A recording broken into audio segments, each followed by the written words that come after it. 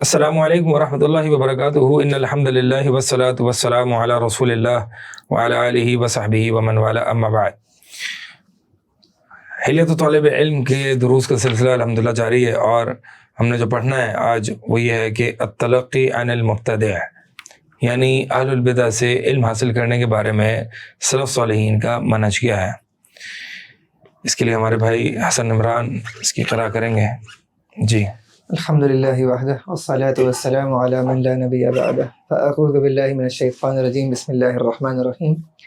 التلقی عن المبتدع، احذر ابا الجہل المبتدع الذي مسه زیغ العقیدہ وغشیته سحب الخرافہ، يحكم الهوى ويسميه العقل ويعدل عن النص، وهل العقل الا في النص، ويستمسك بالضعيف ويبعد عن الصحيح، ويقال لهم ايضا اهل الشبهات واهل الاهواء، ولذا كان ابن المبارك رحمه الله يسمى المبتدع الاصاغر، يسمي المبتدع الاصاغر۔ اہل البدع سے مبتدع یعنی اہل البدع، اہل البدع سے علم لینے کے بارے میں کیا ہمارا منہج، کیا طریقہ ہونا چاہیے؟ فرماتے ہیں کہ خبردار رہنا ابو الجہل، یعنی جہالت کے جو سردار ہے، یعنی مبتدع بدعتی، الذی مسہ زیغ العقیدہ، کہ جسے جو ہے وہ عقیدے کے ٹیڑھپن نے چھو لیا، یعنی جو غلط عقیدے کا حامل ہے، وغشیتہ سحب الخرافہ، اور جسے ڈھانپ لیا ہے خرافات کے بادلوں نے، یحکم الہوی یسمیہ العقل، وہ حاکم بناتا ہے خواہشات کو اور اس کو عقل کا نام دیتا ہے، یعنی پیروی وہ خواہشات کی کرتا ہے اور کہتا ہے کہ یہ لاجک ہے اور یہ عقل ہے، وَيَعْدِلُ عَنِ النَّص، اور اعراض کرتا ہے نص سے، وَهَلِ الْعَقْلُ إِلَّا فِي النَّص، کہ عقل نص کے علاوہ اور کہیں بھی ہے، یعنی جو شخص یہ کہتا ہے اس کا مطلب یہ ہے کہ قرآن حدیث میں عقل اور لاجک نہیں پائی جاتی۔ تو جب اس طرح کی کوئی بات کرے نا کہ قرآن حدیث چھوڑو لاجک پر آؤ، تو گویا کہ وہ مبتدع بدعتی ہے، جاہل ہے۔ وَيَسْتَمْسِكُ بِالضَّعِيفِ وَيَبْعُدُ عَنِ الصَّحِيحِ، وہ کمزور کا سہارا لیتا ہے اور جو صحیح قرآن حدیث ہے اس سے دور رہتا ہے۔ وَيُقَالُ لَهُمْ أَيْضًا، یعنی ان مبتدعین، ان جہالت کے سرداروں کو اہل الشبہات بھی کہا جاتا ہے، اور اہل الاہواء یعنی شہوت والے، شہوت کے پیروکار۔ اور عموماً جب آپ سلف کی کتابوں میں دیکھو گے تو اہل البدع جو ہے وہ اہل الاہواء کہا جاتا ہے، ٹھیک ہے، احادیث میں بھی اہل الاہواء کا ہی ذکر آتا ہے۔ یہ اصل میں جو اہل البدع ہیں، چونکہ وہ خواہش کے پیروکار ہیں، اس لیے ان کو اہل الاہواء کہا جاتا ہے۔ اسی لیے ابن المبارک رحمہ اللہ جو ہے مبتدعین کو کیا کہا کرتے تھے؟ اصاغر، یعنی اس حدیث کی تشریح کرتے ہوئے کہ جس میں نبی علیہ الصلوۃ والسلام نے فرمایا کہ قرب قیامت یلتمس العلم عند الاصاغر، کہ قیامت جو ہے یعنی قیامت واقع نہیں ہوگی جب تک کہ اصاغر سے، صغیر کی جمع ہے، اصاغر یعنی چھوٹوں سے علم نہ لیا جاتا ہے۔ ابن المبارک فرماتے ہیں جو اصاغر ہیں وہ اہل البدع ہیں، یعنی اصاغر کی ڈیفینیشن جو ہے وہ ایج کے تعلق سے نہیں ہے۔ ایک شخص اہل السنہ اہل الحدیث ہے تو چاہے عمر میں جتنا بھی چھوٹا وہ اکابرین میں سے ہے، اور ایک شخص چاہے عمر میں جتنا بھی بڑا ہے لیکن وہ بدعتی ہے، وہ اصاغر میں سے ہی ہے۔ وقال الذهبي رحمه الله إذا رأيت المتكلم المبتدع يقول دعنا من الكتاب والأحاديث وهات العقل فاعلم أنه أبو جهل، وإذا رأيت السالك التوحيدي يقول دعنا من النقل ومن العقل وهات الذوق والوجد فاعلم أنه إبليس قد ظهر بصورة بشر أو قد حل فيه، إن جبنت منه فاهرب وإلا فاصرعه وابرك على صدره واقرأ عليه آية الكرسي واخنقه۔ الانتہا۔ امام ذہبی رحمہ اللہ فرماتے ہیں کہ جب تم کسی متکلم یعنی علم کلام، متکلمین میں سے جو کہ علم کلام کے فن میں جو ہوتے ہیں یا متکلمین ہوتے ہیں، مبتدع بدعتی، یہ سنو جب یہ کہے کہ دعنا من الکتاب، چھوڑو کتاب اور سنت، کتاب و حدیث، قرآن و حدیث، ہات العقل، ذرا عقل کی بات کرو، لاجک کی بات کرو، فلسفے کی بات کرو، منطق کی بات کرو، فعلم، تو بس جان لینا کہ یہ جہالت کا سردار ہے۔ وَإِذَا رَأَيْتَ سَالِكَ التَّوْحِيدِيَّ يَقُولُ، اور جب آپ دیکھو کسی سالک توحیدی، یعنی اصل میں یہ اصطلاح صوفی مرادی ہے، ٹھیک ہے، یعنی سالک یعنی یہ سلوک سے ہے، علم السلوک کہا جاتا ہے، ایسا علم کہ جو اللہ کی طرف راستے کی وضاحت کرتے، یعنی وہ راستہ جو اللہ کی طرف لے جائے اس کی وضاحت کرے۔ علم السلوک اپنی ذات میں صحیح اچھا علم ہے، اس سے سلف صالحین نے بیان کیا ہے، اور خصوصاً ابن تیمیہ اور ابن القیم رحمہ اللہ نے اسے کھول کے اور واضح کر کے بیان کیا، جیسے کہ مدارج السالکین ابن القیم رحمہ اللہ کی کتاب ہے، علم السلوک پر ہے۔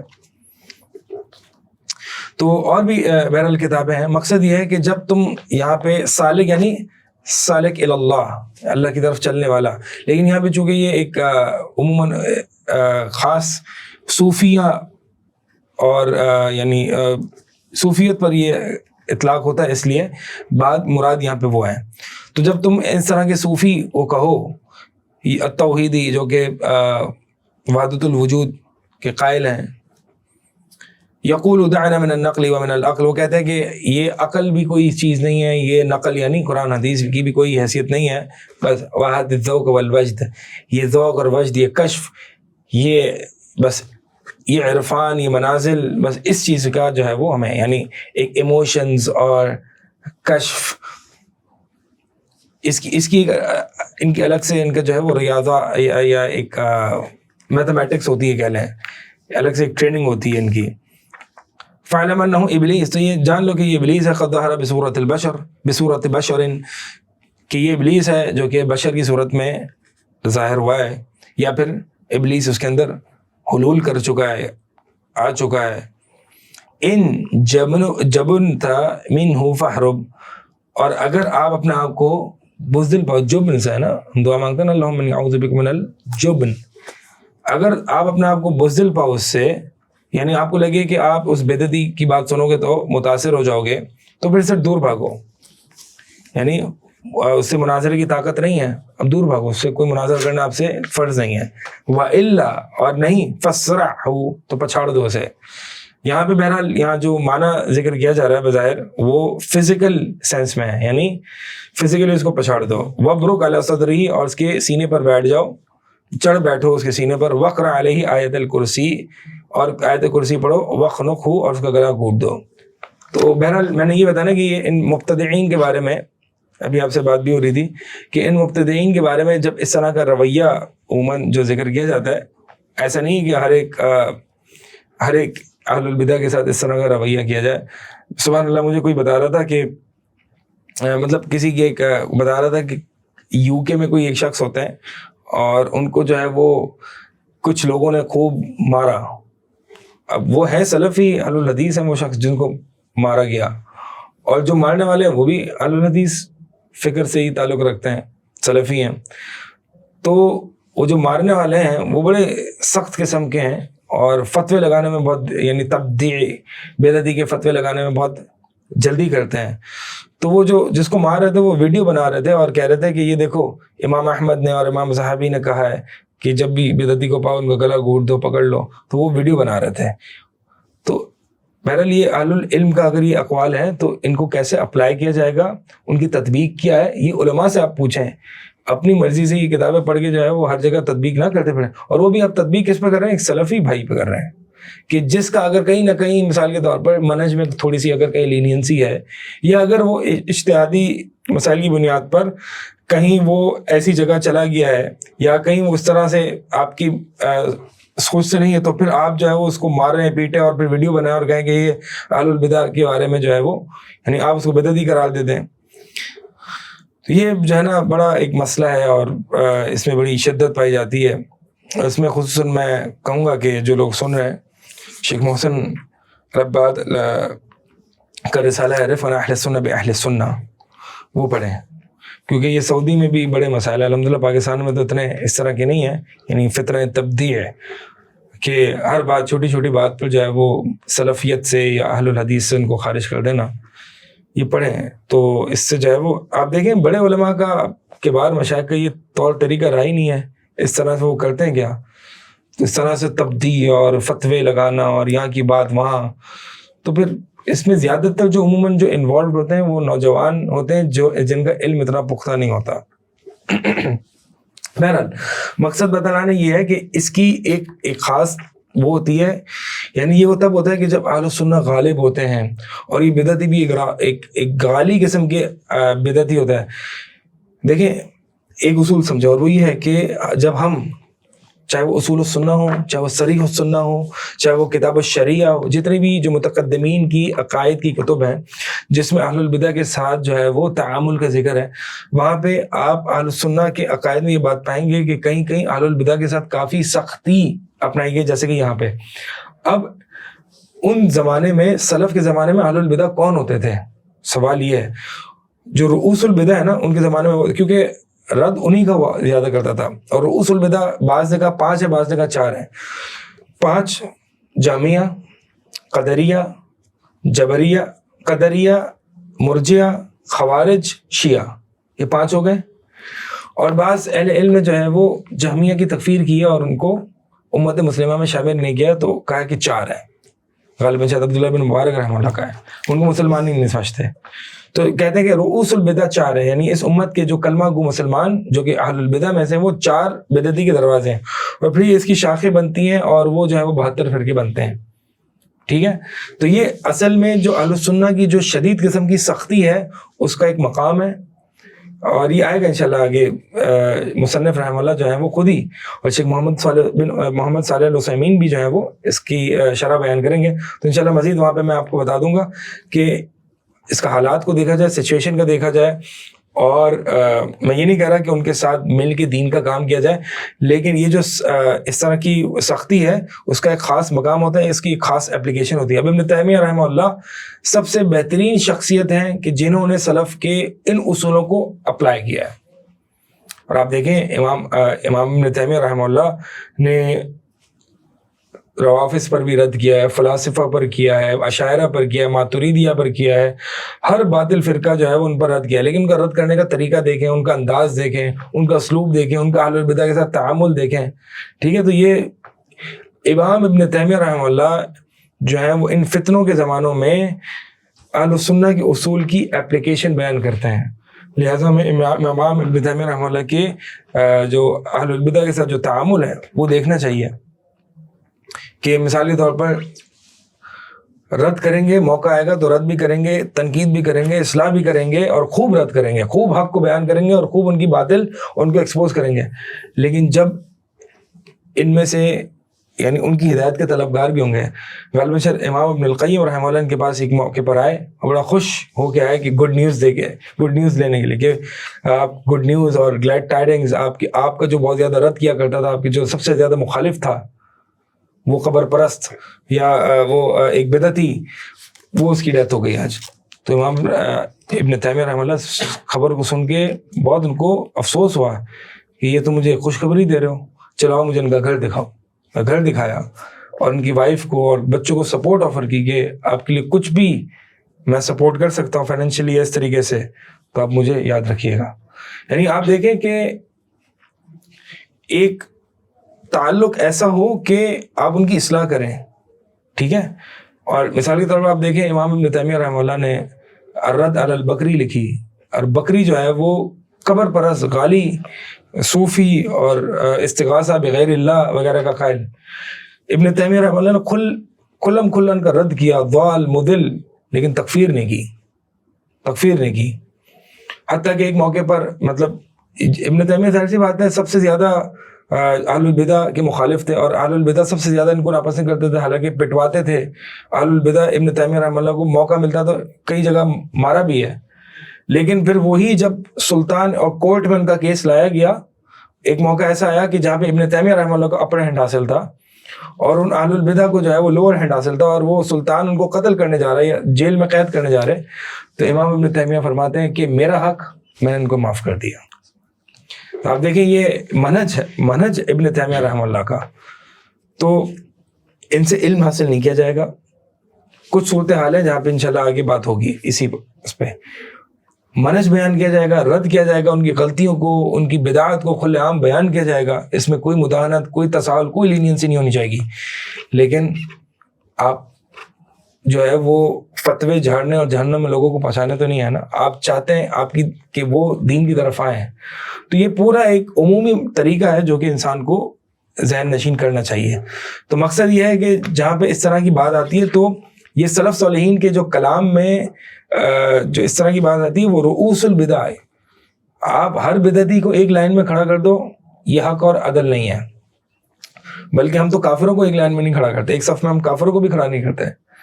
کچھ کافر ہوتے ہیں مسلمان سے قریب ہے. قرآن میں اللہ تعالیٰ نے فرمایا نصارہ مسلمانوں کے سب سے زیادہ قریب ہیں, اور جو یہود ہیں سب سے زیادہ عداوت اور دشمنی رکھنے والے ہیں.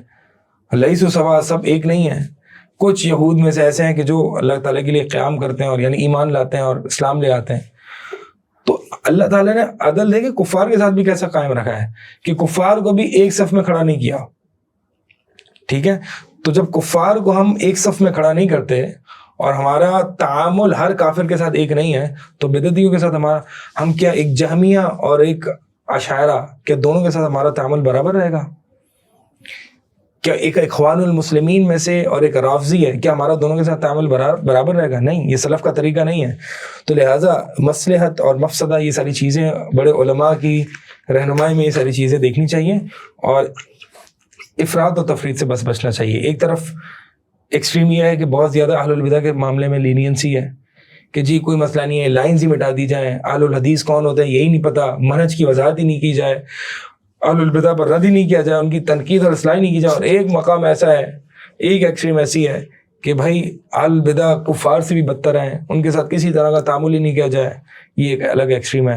اور پھر اتنی ایکسٹریم کہ جو اہل الحدیث آپ کے بھائی ہیں یا سلفی ہیں, ان کو بھی جو ہے وہ چھوٹی چھوٹی غلطی کی منہجی غلطیوں کی بنیاد پر منہج سے خارج کر کے اور جو ہے وہ ان کو بھی فارغ کر دیا جائے. تو یہ افراط اور تفریط میں نا اس یہ توازن قائم رکھنا چاہیے. اللہ تعالیٰ سے دعا مانگنی چاہیے کہ اللہ تعالیٰ میں اس عدل والے راستے پر ہمیں گامزن کریں. وقال أيضا رحمه الله وقرأت بخط الشيخ الموفق قال سمعنا درسه أي ابن أبي عسرون مع أخي أبي عمر وانقطعنا فسمعت أخي يقول دخلت عليه بعده فقال لمن قطعتم عني قلت إن ناسا يقولون إنك أشعري فقال والله ما أنا أشعري هذا معنى الحكاية انتهى. وقال ایضا یعنی قال ذہبی رحمہ اللہ, پچھلے جو قول تھا وہ امام ذہبی کا چل رہا تھا. فرماتے ہیں کہ میں نے جو شیخ موفق رحمہ اللہ کی رائٹنگ سے میں نے یہ پڑھا, وہ کہتے ہیں کہ ہم نے جو ہے وہ ابن عسرون کا ایک درس سننے کے لیے حاضر ہوئے, یعنی میں اور میرے بھائی ابو عمر ہم ابن عسرون کا درس اور ان سے علم لینے گئے. پھر اس کے بعد جب ہم نے ان سے درس چھوڑ دیا, فقط وانقطعنا, ہم نے ان سے علم لینا چھوڑ دیا, تو میں نے اپنے بھائی سے سنا, وہ کہہ رہے تھے کہ جب میں بعد میں ابن عسرون کے پاس گیا تو ابن عسرون نے مجھ سے پوچھا لمن قطعتم عنی, کہ تم نے مجھ سے علم حاصل کرنا کیوں چھوڑ دیا؟ قلت, تو میں نے کہا کہ لوگ کہتے تھے آپ کے بارے میں کہ آپ اشعری ہیں. فقال, تو کہا واللہ ما انا اشعری, اللہ کی قسم میں اشعری نہیں ہوں. ھذا معنی الحکایہ, کیا مطلب ہے اس کا؟ اس کا مطلب یہ ہے, اب ظاہر سی بات اشاعرہ اہل السنہ میں سے نہیں ہے, ٹھیک ہے. یہ شیخ محمد بن صالح العثیمین رحمہ اللہ نے بھی کہا ہے, شیخ صالح السندی نے بھی کہا ہے, اور دیگر اہل علم نے کہا ہے کہ اشاعرہ لیسوا من اہل السنہ, اشاعرہ اہل السنہ میں سے نہیں, کیونکہ وہ جو طائفہ منصور ہے لا تضال طائفۃ من امتی, یہ جو طائفہ منصور ہے جو کہ ہمیشہ حق پر غالب رہے گا, یہ جو ایک گروہ ہے جو حق پر ہمیشہ غالب رہے گا, اس میں شیخ محمد بن صالح العثیمین نے عقیدہ واسطیہ کی شرح میں یہ بات ذکر کی ہے کہ اس حدیث سے یعنی فرقہ ناجیہ, جہاں پہ امام ابن تیمیہ رحمہ اللہ نے یہ ذکر کیا کہ یہ عقیدہ فرقہ ناجیہ کا ہے جو کہ طائفہ منصورہ ہے, جو کہ حق پر ایک گروہ ہے جو کہ ہمیشہ تا قیامت غالب رہے گا, یعنی دلیل اور حجت کے اعتبار سے یہ صرف اور صرف اہل الحدیث ہیں, اور اس کے علاوہ کوئی نہیں. اس میں اشاعرہ بھی داخل نہیں ہے. کیوں؟ کیونکہ وہ حجت اور دلیل کے اعتبار سے غالب نہیں ہے, کیونکہ وہ علم متکلمین ہے نا, اشاعرہ ہیں, متکلمین ہیں, تو وہ لہٰذا یہ طائفہ منصورہ میں نہیں ہے, اہل السنہ والجماعہ میں سے نہیں ہے. لہٰذا جو بھی اہل السنہ والجماعہ میں نہیں وہ کون ہے؟ وہ اہل البدع ہے. اور اہل البدع سے علم علی الاطلاق لینا جائز نہیں ہے, کسی صورت ان سے علم لینا جائز نہیں ہے. کچھ مجبوری کی صورتحال وہ انشاءاللہ آگے آ رہی ہیں. وعن مالك رحمه الله قال لا يؤخذ العلم عن أربعة سفيه يعلن السفه وإن كان أروى الناس وصاحب بدعة يدعو إلى هواه ومن يكذب في حديث الناس وإن كنت لأتهمه في الحديث وصالح عابد فاضل إذا كان لا يحفظ ما يحدث به. امام مالک رحمہ اللہ فرماتے ہیں علم چار لوگوں سے نہیں لیا جائے گا. بے وقوف جو اپنی بے وقوفی سر عام دکھاتا ہے, اگرچہ وہ ان کا نا اروى الناس, اگرچہ وہ بہت زیادہ حدیث اور روایتیں بیان کرنے والا ہے. دوسرا صاحب بدعت وصاحب بدعت یدعو الی ہوا, ایسا بدعتی جو کہ اپنی بدعت کی طرف لوگوں کو بلاتا ہے. داعی الی البدع ہے. ومن یکذب فی حدیث الناس، اور وہ لوگ جو کہ عام لوگوں کی بات چیت میں جھوٹا ہے. وان کنت لا اتہمہ فی الحدیث، اگرچہ وہ حدیثوں کو گھڑنے میں، حدیثوں کے جھوٹ باندھنے میں نہ ہو، لیکن وہ عام بات چیت میں جھوٹ بولنے کے لیے، تو اس سے بھی علم حاصل نہیں کیا جائے گا. اور اسی طرح ایک نیک عابد عبادت گزار فاضل جس کا حافظہ لا یحفظ ما یحدث به، جس کا حافظہ کمزور ہے، یعنی اس سے بھی علم نہیں لیا جائے گا. ایک نیک ہے، عبادت گزار ہے. اب ہر ایک نیک عبادت گزار سے جو ہے وہ علم حاصل علم نہیں لیا جاتا. علم جو کہ ماہر ہو، ایکسپرٹ ہو فنون علوم میں، ان سے لیا جاتا ہے. جی. فيا أيها الطالب إذا كنت في السعة والاختيار فلا تأخذ عن مبتدع رافضي أو خارجي أو مرجئي أو قدري أو قبوري وهكذا، فإنك لن تبلغ مبلغ الرجال صحيح الأخذ في الدين متين الاتصال بالله صحيح النظر تخفى الأثر إلا بهجر المبتدعات وبدعهم. فرماتا ہے طالب علم اگر تو اہل الحدیث اذا كنت في السعة والاختیار، سعد مطلب آپ وسط میں ہیں، یعنی اہل الحدیث علماء موجود ہیں، اہل الحدیث علماء بکثرت موجود ہیں، اور آپ پہ کوئی مجبوری بھی نہیں ہے، آپ کے پاس چوائس ہے، یا تو آپ اہل الحدیث سے لو یا پھر اہل البدع سے لو، یعنی اس طرح کی چوائس ہے.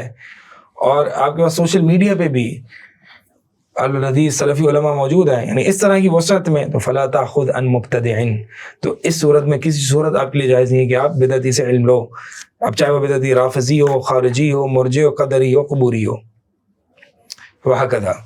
اور اسی طرح فإنك لن تبلغ مبلغ الرجال، ان لوگوں کا مقام آپ نہیں پا سکتے جو صحیح العقیدہ ہیں، متین الاتصال باللہ، جو اللہ سے مضبوط تعلق رکھنے والے ہیں، جو کہ صحیح طور پر غور و فکر اور نظر رکھنے والے ہیں، اور جو احادیث کی پیروی کرنے والے ہیں. الا بحجر المبتدعات وبدعہم، الا یہ کہ آپ بدعتیوں کا بائیکاٹ نہ کریں. حجر المبتدع کہتے ہیں بدعتیوں کا بائیکاٹ کرنا، اہل البدع کا بائیکاٹ کرنا، یعنی ان سے علم نہ لینا، ان سے دینی تعامل نہ کرنا، دین کا کام ان کے ساتھ مل کے نہ کرنا. یہ عام حالات میں ہے. نوازل کی صورتحال، ایمرجنسی سچویشن، یہ الگ ہوتی ہے، اس میں کیا احکام ہوتا ہے تو وہ اسی وقت اہل علم آپ کو بتائیں گے. عام حالات میں اصل قاعدہ کیا ہے؟ بدعتی سے علم نہیں لیا جائے گا، اور آپ عقیدے میں رسوخ، علم میں رسوخ نہیں پا سکتے جب تک کہ آپ بدعتیوں سے علم لینا نہ چھوڑ دیں. بدعتیوں کے ساتھ اٹھنا بیٹھنا اور اہل البدع کے ساتھ جو ہے وہ تعامل اور دینی کام کرنا اس حیثیت سے کہ عوام الناس کو پتہ ہی نہ چلے کہ جو ایک اہل الحدیث اور ایک بدعتی ساتھ میں دین کا کام کر رہے ہیں، پتہ ہی نہیں ہے کہ کون اہل الحدیث ہے کون اہل البدع میں سے ہے. اچھا، میں چاہوں گا کہ یہاں پہ شیخ محمد بن صالح العثیمین کا کلام بھی اس کے تحت جو ہے نا وہ بھی پڑھا جائے. جی وہ پڑھیں. ظاہر کلام المصنف انه لا يؤخذ عن صاحب البدعة شيء حتى فيما لا يتعلق ببدعته. امام شیخ محمد بن صالح العثیمین رحمۃ اللہ علیہ فرماتے ہیں کہ مصنف کے کلام سے ظاہری طور پر تو یہ معلوم ہوتا ہے کہ صاحب بدعت یعنی بدعتی سے لا یؤخذ عن صاحب بدعت شیء، یہ نکرہ فی سیاق النفی تفید العموم. نکرہ اگر نفی کے سیاق میں آ جائے تو عموم کو فائدہ، کوئی بھی چیز بدعتی سے نہ لی جائے، حتیٰ فیما لا یتعلق ببدعتی، حتیٰ کہ وہ علم بھی نہ لیا جائے جو اس کی بدعت سے تعلق نہیں رکھتا. جی. فمثلا اذا وجدنا رجلا مبتدعا لكنه قوي في علم العربية من بلاغة ونحو وصرف فهل نجلس إليه ونأخذ منه هذا العلم الذي هو قوي فيه أو نهجره؟ ہاں فرماتے ہیں. اب کیس اسٹڈی ذکر کرتے ہیں. کیس اسٹڈی ہے کہ اگر ہم کسی ایسے بدعتی کو پاتے ہیں، لیکن ایک بدعتی ہے لیکن وہ عربی بلاغت نحو صرف کے علوم میں بڑی مہارت رکھتا ہے، تو کیا ہم اس کے ساتھ بیٹھ کے اس سے علم حاصل کر سکتے ہیں یا پھر ہم اس کو چھوڑیں، اس سے علم حاصل کرنا جائز نہیں؟ پڑھیں. ظاہر کلام الشیخ اننا لا نجلس الیہ لان ذلك يوجب مفسدتين. المفسدة الاولى اختراره بنفسه فيحسب انه على حق، والمفسدة الثانية اخترار الناس به حيث يتوارد عليه طلاب العلم ويتلقون منه، والعامي لا يفرق بين علم النحو وعلم العقيدة. ہاں اب یعنی شیخ صالح عثیمین ایک سوال اٹھا کے اس کا جواب دیتے ہیں کہ کیا ایسے بدعتی سے نحو صرف کا علم حاصل کیا جائے گا کہ وہ نحو صرف میں پختہ ہے؟ ظاہر کلام شیخ اننا لا نجلس الیہ، شیخ کا یعنی مؤلف کا ظاہر کلام اپیرنٹلی یہی بتا رہا ہے کہ ہم جو ہے وہ ان بدعتیوں کے ساتھ بیٹھ کے کیوں ان کے ساتھ علم حاصل نہیں کر سکتے؟ کیوں؟ کیونکہ ان کے دو مفاسد ہیں. پہلا مفسدہ کیا ہے؟ اغترارہ بنفسہ فیحسب انہ علی حق، یعنی وہ جو بیٹھ رہا ہے وہ شاید دھوکے میں پڑ جائے اور وہ جو ہے وہ یہ سمجھنے لگے کہ جو بدعتی یہ حق پر ہے، کیونکہ ماشاءاللہ نحو صرف بلاغت اتنے اچھی طریقے سے بیان کر رہا ہے لہذا اس کا عقیدہ بھی صحیح ہوگا. مفسدۃ الثانیہ، دوسرا مفسدہ کیا ہوتا ہے؟ اقترار الناس بھی. چلو وہ خود اس کو خطرہ نہیں ہے جو بیٹھ رہا ہے، جو علم حاصل کر رہا ہے، لیکن عام لوگ والعامی لا یفرق بین علم النحو علم العقیدہ، عام لوگ تو اس سے دھوکے میں پڑ جائیں گے نا، عام لوگ تو اس سے دھوکے میں پڑ جائیں گے. تو لہٰذا دو مفسدہ ہیں، لہٰذا یہ پڑھیں. یہ شیخ محمد بن صالح العثیمین کا موقف ہے اس باب میں. لہذا نرى الا يجلس الانسان الى اهل الاهواء والبدع مطلقا جی آگے. حتى وان كان لا يجد علم العربية والبلاغة والصرف مثلا الا فيهم فسيجعل الله له خيرا منه، لأن تردد الطلاب عليهم لا شك يوجب غرورهم واختراع الناس بهم. صحیح. ولہذا اسی لیے ہمارا موقف ہے کہ کوئی بھی شخص بدعتی سے مطلقاً کوئی بھی علم حاصل نہیں کر سکتا، یہاں تک کہ اگرچہ وَإِنْ كَانَ لَا يَجِدُ، اگرچہ کوئی ایسا اس کو سلفی عالم نہیں ملتا جو بلاغت اور علم العربی اور نحو صرف میں پختہ ہو، تو بھی وہ کسی بدعتی کے پاس عربی کا علم حاصل کرنے نہیں جا سکتا. کیوں؟ ان قریب اللہ تعالیٰ اس میں سے ان کو خیر دے گا. کیونکہ اصل میں ہوتا یہ ہے کہ ایک طالب علم ہے، ایک طالب علم جو ہے وہ اگر لوگوں کے سامنے بتا رہے کہ میں یہاں جا رہا ہوں علم حاصل کرنے، تو ایک عامت الناس ہے وہ اس سے ڈسیو ہوگی، کہیں گے کہ اچھا یہ علم حاصل کرنے جا رہا ہے اس کا مطلب یہ کہ یہ تو صحیح ہوں گے، یا پھر یہ ان کے ساتھ دینی تعاون کریں، یا ایک ہی پلیٹ فارم پہ ایک ہی کانفرنس ہے اس میں ہر طرح کا بندہ شریک ہے، بدعتی بھی ہے اور اہل سنہ بھی ہے، سلفی بھی ہے، دیوبندی بھی ہے، تنظیم اسلامی کا بھی ہے، جماعت اسلامی کا بھی ہے، ایسی ایک مکس کانفرنس ہے. اب اس میں ایک عام آدمی کیا سمجھے گا کہ سب صحیح ہے.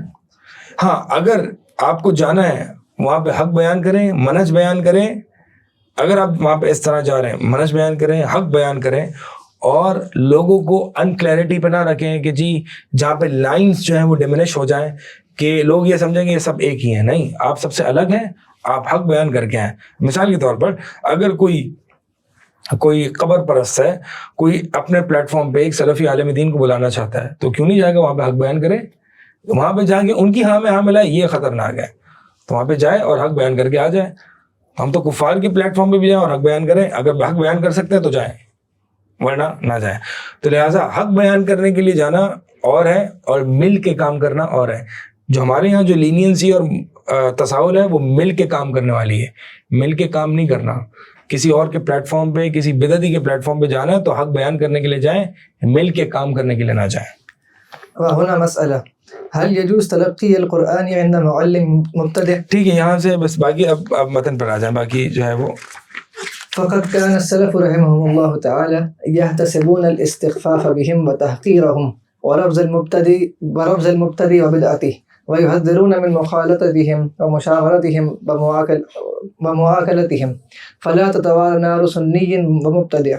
ہاں تو بلا شبہ سلف صالحین جو ہے وہ یحتسبون احتساب سے ہے. احتساب کا مطلب ہوتا ہے ثواب کی امید رکھنا، یعنی سلف صالحین بدعتیوں کی توہین کرنے پر وہ ثواب سمجھتے تھے.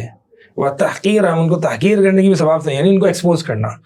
گالم گلوچ مراد نہیں ہے کہ ان کی تذلیل اور توہین، مراد یہ نہیں کہ ان کی اپنی عزت نفس کی بات کی جائے.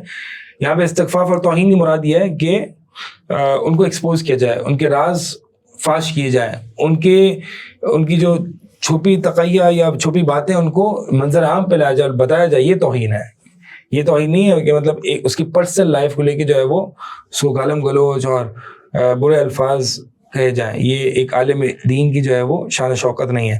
اسی طرح جو ہے وہ سلف صالحین ثواب کی امید رکھتے تھے. رفض المبتدع و بدعتہ، تردید کرنا مبتدع کی اور اس کی بدعت کی، یعنی رد کرنا. لوگ کہتے ہیں رد کیوں کرتے ہیں؟ رد کرنا اگر میں نہیں کروں گا، آپ نہیں کریں گے تو پھر کون کرے گا؟ رد کرنا لوگ یہ اصلاح کے باب سے، نصیحت کے باب سے ہے. وَيُحَذِّرُونَ مِن مُخَالَطَتِهِمْ، اور سلف صالحین متنبہ کرتے تھے، وارن کرتے تھے کہ بدعتیوں کے ساتھ اٹھنا بیٹھنا، ان سے مشورے لینا اور ان کے ساتھ کھانا پینا. لہٰذا ایک سنی اور مبتدع کی جو آگ ہے وہ آپس میں ملی نہیں ہوتی تھی، ایک ساتھ نہیں دکھتی تھی. مطلب یہ کہ بہت دور ہوتے تھے، ایک دوسرے سے بہت دور رہتے تھے. وكان من السلف من لا يصلي على جنازة مبتدع فينصرف، وقد شوهد من العلامة الشيخ محمد بن إبراهيم المتوفى سنة 980 و300 وألف للهجرة رحمه الله انصرافه عن الصلاة على مبتدع. سلف صالحین، بعض سلف ایسے تھے کہ وہ بدعتی کی نماز جنازہ بھی نہیں پڑھتے تھے اور وہ چلے جاتے تھے. اور یہ بات جو ہے اس کا مشاہدہ علامہ شیخ محمد بن ابراہیم رحمہ اللہ کے واقعے سے بھی کیا گیا. یعنی انہوں نے بھی ایک موقع آیا تھا کہ جس میں جو ہے انہوں نے بدعتی کی نماز نہیں پڑھی اور چلے گئے وہاں سے. وكان من السلف من ينهى عن الصلاة خلفهم وينهى عن حكاية بدائهم لأن القلوب ضعيفة والشبه خطافة. سلف کا بعض سلف کا یہ موقف ہے کہ وہ اہل البدع کے پیچھے نماز پڑھنے سے منع کرتے تھے. وینہا عن حکایت بدعتہم، اور ان کی بدعت کو لوگوں کے سامنے بیان کرنے سے بھی منع کرتے تھے، کیونکہ دل جو ہے نا کمزور ہیں. اور شبہ خطافہ کہتے ہیں اچک لینے والے. تو جہاں تک ہو سکے کہ ضروری نہیں کہ آپ بدعتیوں کی بدعت کو نقل نریٹ کریں اور پھر اس کا رد کریں. آپ عموماً جہاں پر عوام الناس ہے نا، تو عموماً لوگوں میں یہ بتا دیں کہ ایک غلط تصور پایا جاتا ہے جو کہ غلط ہے اور اس کا صحیح ہے. ضروری نہیں کہ آپ جو ہے وہ اس کی بدعت کو منظر عام پر لائیں اور پھر اس کا رد کرنا شروع کریں، کیونکہ ہو سکتا ہے کہ اس کی بدعت لوگوں کے دل کو متاثر کر دے اور آپ کا جو رد ہے وہ متاثر نہ کرے. ایسا ہوتا ہے. اسی لیے غالباً شیخ محمد بن صالح العثیمین رحمہ اللہ کے بارے میں آتا ہے کہ جب وہ اپنی کلاس میں مطلب مجلس میں ان کے بیٹھے ہوتے، جب وہ کسی ایک شبے کا ذکر کرتے تو اٹھنے نہیں دیتے تھے کسی کو جب تک کہ وہ پورا درس ختم نہ کر لیں. تو یہ بہت ضروری ہے. اچھا، ان کے پیچھے نماز پڑھنے کا کیا حکم ہے؟ بعض اہل البدع کے پیچھے نماز پڑھنا جو ہے وہ بعض سلف کا موقف ہے کہ پڑھی جا سکتی ہے، بعض کا ہے کہ نہیں پڑھی جا سکتی ہے. بعض سلف یعنی حسن بصری رحمہ اللہ نے صحیح بخاری میں، امام بخاری نے یہ قول نقل کیا ہے کہ ان کے پیچھے نماز پڑھ لو اور ان کی بدعت ان کے اوپر ہی ہے. اور اسی طرح حضرت عثمان رضی اللہ تعالیٰ عنہ نے خوارج کے پیچھے نماز پڑھنے کی اجازت دی کہ جہاں تک وہ صحیح کام کر رہے ہیں تو ان کے پیچھے ہم نماز پڑھ لیتے ہیں، باقی جہاں پر وہ غلط کام کر رہے ہیں ان کا ساتھ نہیں دیں گے. تو یہ اصل میں جو ہے نا عموماً یہ نماز ان کے پیچھے پڑھنا، یہ اس کو کانٹیکس کو سمجھیں. جو پہلے کے دور میں ہوتا تھا نا، وہ ایک بادشاہ، ایک سلطنت ہوتی تھی، ایک خلیفہ ہوتا تھا، اور اگر ایک بدعت کو ترویج کی جاتی تھی وہ اسٹیٹ لیول پہ کی جاتی تھی. تو اگر کوئی شخص، اور وہ جو ائمہ مقرر ہوتے تھے وہ یا تو خلیفہ خود ہوتا تھا یا پھر وہ خلیفہ کا مقرر کردہ ہوتا تھا.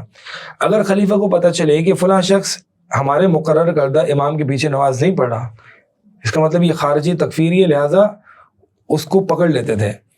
اور اس سے امت میں ایک انتشار پیدا ہوتا تھا اور فتنہ ہوتا تھا.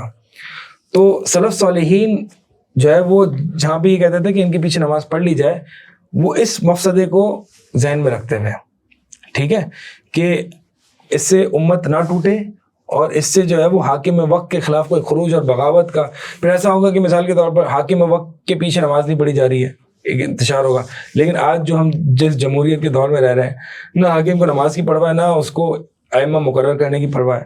تو یہاں پہ ہمارے ائمہ بھی خود ہی مقرر ہوتے ہیں. تو لہٰذا اس میں تو اہل البدع کے پیچھے، یعنی اس موقع پر کیا آپ کو ان کے پیچھے کیا خلیفہ وقت نے کوئی ائمہ مقرر کیے ہیں؟ نہیں.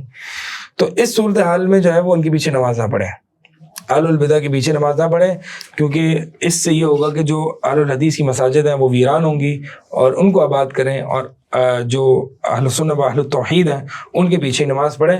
باقی سلف صالحین جیسے کہ وہاں پہ اس موقع پر جو ہے وہ فتنہ اور انتشار کی وجہ سے نماز ان کے پیچھے، بہرحال نماز ہو جاتی ہے نہیں ہوتی یہ الگ مسئلہ ہے، اس کو بھی میں ڈسکس نہیں کر رہا، لیکن بہرحال پڑھنی نہیں چاہیے، خصوصاً اس دور میں جب اکسعت ہے، وسعت ہے، آپ کے پاس اہل الحدیث مساجد بھی ہیں. تو پھر کیا ضرورت پڑی ہے کہ ہم جو ہے وہ اہل البدع کے پیچھے نمازیں پڑھیں. وكان سهل بن عبد الله التستري لا يرى إباحة الأكل من الميتة للمبتدع عند الاستقرار، لأنه باغ لقول الله تعالى فمن اضطر غير باغ ولا عاد فلا إثم عليه الآية فهو باغ ببدعته. صحیح ہے. یہ فرماتے ہیں کہ سہل بن عبداللہ التستری کہتے ہیں کہ یعنی ان کا موقف تو یہ ہے کہ جو بدعتی ہے ان کے لیے جو ہے وہ حالت اضطرار یعنی مجبوری کی حالت میں خنزیر کا گوشت کھانا جائز نہیں ہے, اور اسی طرح غیر اللہ کے نام پہ جو جانور ذبح کیا گیا ہے. اصل میں یہ تو استثناء ہے نا کہ جو بھوک سے مرنے کا خدشہ ہے تو اس کے لیے یہ حرام کردہ چیزیں جو کہ حرام ہیں وہ جائز ہیں. فرمایا ہاں فمن اضطر غیر باغ, تو پھر اگر جو شخص مجبور کر دیا جائے, شرط یہ ہے کہ وہ باغی نہ ہو, ٹھیک ہے, اور حد سے تجاوز کرنے والا نہ ہو, تو پھر اس کے لیے یہ کھانا جائز ہے.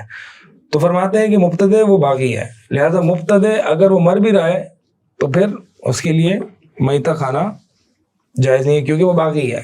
جی. وكانوا يطردونهم من مجالسهم كما في قصة الإمام مالك رحمه الله مع من سأله عن كيفية الاستواء ففيه بعد جوابه المشهور أظنك صاحب بدعة وأمر به فأخرج. اور یہ سلف صالحین جو ہے وہ اہل البدع کو اپنی مجالس سے نکال دیا کرتے تھے, دھتکارا کرتے تھے, نکال دیا کرتے تھے. جیسے کہ امام مالک کی مجلس میں ہوا, امام مالک کے ساتھ یہ واقعہ پیش آیا کہ ایک شخص نے جو ہے وہ امام مالک سے اللہ تعالیٰ کے عرش پر مستوی ہونے کی کیفیت کے بارے میں سوال کیا. تو امام مالک کا جو ہے وہ جواب مشہور کہ اظن کا صاحب بدعت, یعنی پہلے تو امام مالک نے یہ جواب دیا کہ استوا معلوم ہے, اور یعنی اس کا جو معنی ہے حقیقت ہے اور وہ معلوم ہے, اور کیفیت جو ہے وہ مجہول ہے, اور اس کے بارے میں جو سوال کرنا ہے وہ بدعت ہے, اور وَأَظُنُّكَ صَاحِبَ بِدْعَةٍ, اور میں تجھے صاحب بدعت شمار کرتا ہوں. لہٰذا امام مالک نے اس کو حکم دیا کہ وہ اس کی مجلس سے نکال دیا جائے. وأخبار السلف متكاثرة في النفرة من المبتدعة وهجرهم حذرا من شرهم وتهجيما لانتشار بدعهم وكسرا لنفوسهم حتى تضعف عن نشر البدع, ولأن في معاشرة السني للمبتدع تزكية له لدي المبتدع بالعامي, والعامي مشتق من العمى فهو بيد من يقوده غالبا. فرماتے ہیں کہ اخبار السلف, اور یہ جو سلف سے ہمارے روایات ملتی ہیں مبتدئین کا بائیکاٹ کرنا, ان سے نفرت, یہ بہت زیادہ ہیں. کیوں مبتدئین کا بائیکاٹ کیوں کرنا ہے؟ آگے اس کو حذرم من شرہم, یہ پہلی وجہ ہے, یعنی علت الحجر ہے کہ مبتدئین کا بائیکاٹ یعنی ان سے علم نہیں لینا, ان کے ساتھ بیٹھنا نہیں ہے, ان سے دینی تعاون نہیں کرنا. کیوں نہیں کرنا؟ حذرم من شرہم, پہلی وجہ کہ ان کے شر سے اپنے آپ کو محفوظ کرنے کے لیے.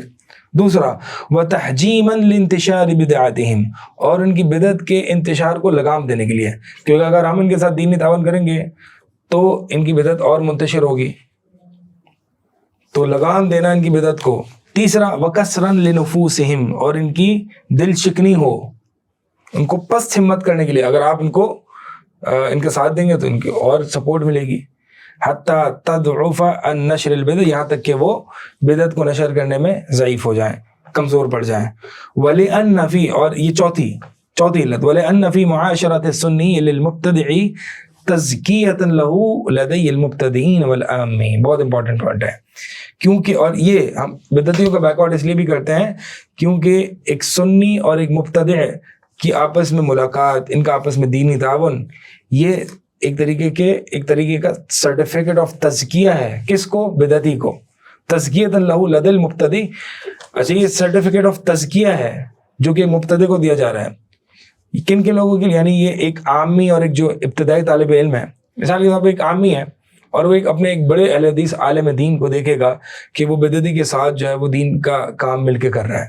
یہ ایک ایسی کانفرنس ہے جس میں مل کے ایک سیرہ کانفرنس رکھی ہوئی ہے جس میں بدعتی اور پتہ نہیں کیسے لوگ آئے ہوئے ہیں, اور وہ عالم دین بھی گیا ہوا ہے, ٹھیک ہے, اور سب مل کے جو ہے وہ دین کا کام کر رہے ہیں. تو ایک شخص جو ہے یعنی جو ایک عام شخص ہے وہ تو اسے دھوکہ کھائے گا کہ ان کے ساتھ بیٹھا ہوا ہے, یعنی ایک طریقے سے تزکیہ ہو جائے گا نا اس کے لیے, تو دھوکے میں پڑے گا. والعامی, اور عامی جو ہوتا ہے مشتق من العامہ, وہ نابینا پن سے, یعنی عامہ یعنی نابینا پن. تو ایک عامی جو ہے وہ تو نابینا ہوتا ہے, فہو بیدی یقود غالباً, تو وہ تو اس شخص کے ہاتھ پکڑ کے چلتا ہے جو اس کو لے کے چلتا ہے. تو ایک عامی نابینا ہوتا ہے, اس کو نہیں پتا کہ کیا مصلحتیں ہوتی ہیں, کیا چیزیں ہوتی ہیں. وہ تو بس یہ دیکھے گا کہ ہمارے بڑے اہل حدیث عالم دین جو ہے وہ فلاں کے ساتھ علم حاصل کر رہے تھے یا فلاں کو علم دے رہے تھے یا فلاں جو ہے وہ مل کے درس دے رہے تھے یا دین کا کام کر رہے ہیں کسی موضوع پر, تو وہ تو ایک طریقے کا تزکیہ ہو جائے گا اور وہ پھر اس کو بھی صحیح سمجھنے لگے گا. اور آج یہ سوشل میڈیا کا دور ہے, بہت امپورٹنٹ ہے. صرف ایک سلفی عالم دین کے بدعتی عالم دین کے پوسٹ کو لائک کرنا یا اس کو شیئر کرنا یہ اس کے لیے تزکیہ ہے. بلکہ بعض اہل علم تو کہتے ہیں جو کہ ان سوشل میڈیا کے ڈائنامکس کو سمجھتے ہیں کہ ایک بدعتی کو اپنی فرینڈ لسٹ میں شمار کرنا ہی اس کے لیے تزکیہ ہے. اگر آپ ایک مصلح کے طور پر آپ فیس بک پر ہیں یا یوٹیوب پر ہیں یا جو بھی ہیں, تو ایک بدعتی کی اگرچہ خیر والی پوسٹ ہے, اس میں خیر ہے, صحیح بات ہے, اس پوسٹ کو شیئر کرنا, اس کی تعریف کرنا, یہ بھی اس کے لیے تزکیہ ہے. لہٰذا عوام الناس کو دھوکہ نہ دیا جائے اور اس طرح کے تعامل اور بدعتیوں کے ساتھ دین کا تعامل اور تعاون کرنے سے پرہیز کیا جائے. جی. ونرى في كتب المصطلح وآداب الطلب وأحكام الجرح والتعديل الأخبار في هذا. ہاں, یہ سلف صالحین کی یہ جو حجر المبتدع ہے, یہ ہم آداب طلب اور اسی طرح جرح و تعدیل اور اس طرح کی کتب میں دیکھتے ہیں. تو باقی جو ہے وہ آگے مزید اس کو ٹاپک تو بڑا ہے, اس کو ہم انشاءاللہ اگلے ایپیسوڈ میں کور کریں گے اور یہیں پہ اس کو موقوف کرتے ہیں. سبحانک اللہم و بحمدک اشہد ان لا الہ الا انت استغفرک و اتوب الیک.